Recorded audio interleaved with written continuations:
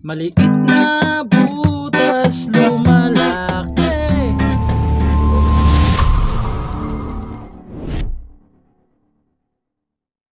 Hello mga ka-idol. So ngayon meron na naman akong ituturo sa inyong napakagandang kanta. So ang title pala nito ay yung Maling Akala by Eraserheads.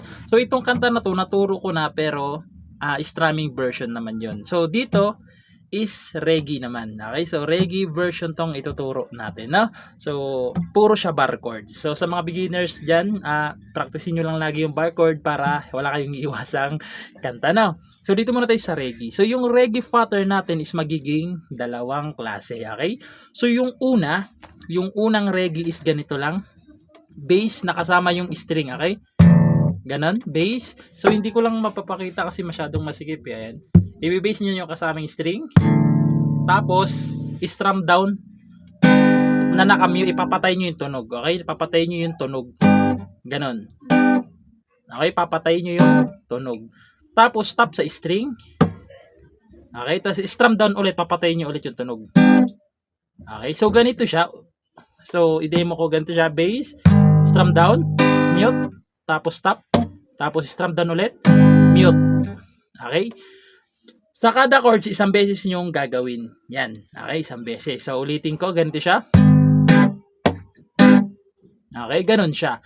Pag yung chords naman is may open, close parenthesis, dalawang beses yung gagawin yung reggae pattern natin, no? So, nakalagay naman dyan. So, ganito yung mangyayari sa kanya. Kasi dalawang beses na pag may open, close parenthesis, yung chords. Ganito siya. Isa pa.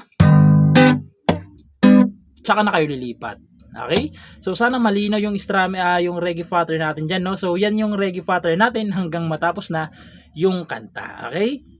So, sana na intindihan niyo yung reggae pattern natin. So, proceed muna tayo doon sa kanyang whole verse. So, dito mga ka-idol, sa whole verse niya, ito na yung lahat na ng verse. Okay? Sa whole verse niya na to. So, yung chords dyan is G. So, yung G na gagamitin natin is sa 3rd fret na kabar. Ayan, 3rd fret. Tapos sa 4th is 3rd string. Sa 6, sa 5th. Ayan, sa 5th fret ay ito lang, 5th string tsaka 4th. Ayan, G. Tapos D. So yung D sa 5th fret naman to nakabar. Ayan, 1, 2, 3, 4, 5 sa 5th fret nakabar. Sa 7 is 2nd string, 3rd tsaka 4th lang. Ipitin nyo yung tatlong string na yan. Ayan. D. Tapos E minor. So yung E minor sa 7th fret naman siya nakaipit. Nakabar 1, 2, 3, 4, 5, 6, 7. Okay? 7th fret nakabar. Sa 8 is 2nd string.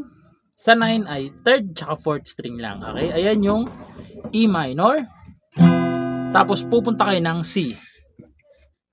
So ayan yung C sa 3rd fret nakabar. Sa 5th ay 2nd string, 3rd tsaka 4th. Okay? Ayan. C.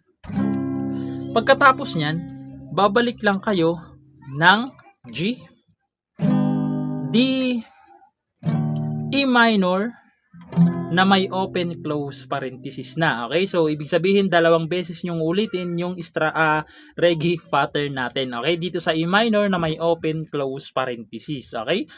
Pagkatapos niyan, pupunta naman kayo ng C. Walang open close parenthesis yan. C, tapos G, tapos C ulit, tapos G ulit. Okay? Pagkatapos, pupunta na kayo ng A minor. So, yung A minor sa 5th fret nakabar. Ayan, sa 5th fret siya nakabar. Sa 7th fret ay 5th string tsaka 4th string. Ayan, A minor na may open close parenthesis. Tapos D, dalawang D na may open close parenthesis din. Okay, dalawang D. So, ayan, nalinawan sana kayo, no? So, sasampulan ko, babagalan lang natin para mas maintindihan nyo yung tunog. So, ganito naman siya kapag may tugtog na.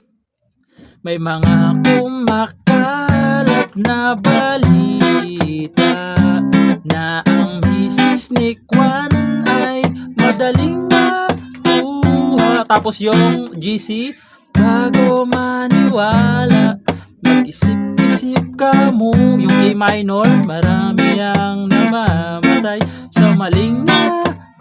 Tapos dalawang D yan. Tapos verse ulit. Okay, verse ulit. Nung ako'y musmus palamang ay takot sa multo. Okay, so ganun lang siya. Paulit-ulit lang yung verse na yan. Sa whole verse yan na yun. Pagkatapos nun, papasok yung kanyang refrain. Doon sa di mo na kailangan, papasok yung refrain niya, no? So, proceed naman tayo doon sa kanyang refrain. So, yung refrain niya naman dito mga ka-idol, kung mapapansin nyo, meron na silang open, close, parenthesis, lahat ng chords, okay? So, yung refrain is B minor. Ayan. So, yung B minor dito siya, 1, 2, 3, 4, 5, 6, 7. Sa 7th fret natin kukunin yung B minor. 7, 8, 9. Sa 9th fret ay 5th string tsaka 4th string. Ayan. B minor na may open, close, parenthesis. A minor na may open, close, parenthesis din. Okay?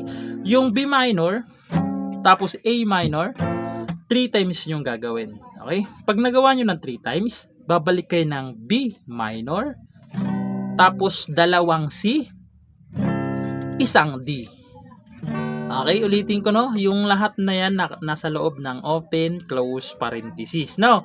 So, sana nalinawan kayo. So, ganito naman siya sa refrain para mas maintindihan nyo, no? So, ganito siya. Di mo na kailangan mag-alinlangan kung tama ang gagawin mo.